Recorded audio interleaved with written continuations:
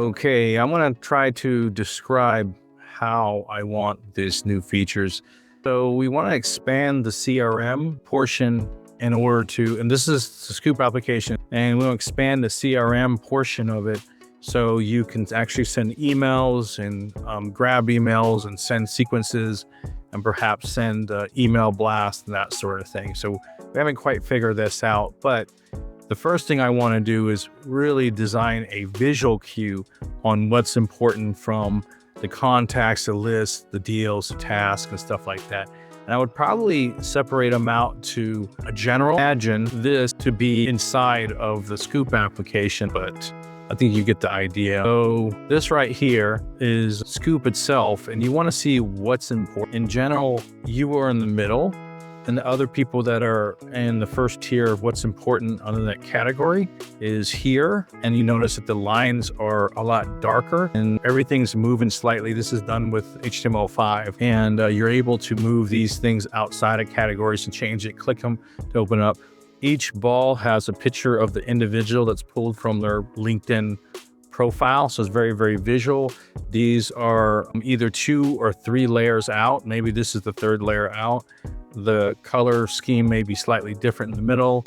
The thickness of lines are thicker within the first circle versus the second versus outside of the second.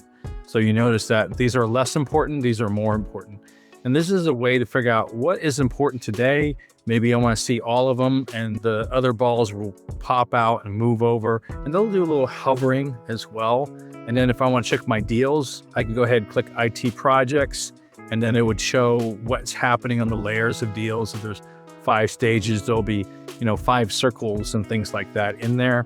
If you need to make some changes and move from one deal to another, you can grab it and you can drag it over there, and it'll populate a question before it does that. The reason why some are closer or shorter than others might have to do with time differentials, time that's difference between when things are due, when things are fresh, that sort of thing, and it'll adjust itself within those 3 parameters within that section there. I think the categories should be folders that you're allowed to color or emojis, and we have standard emojis in here. So that would be interesting.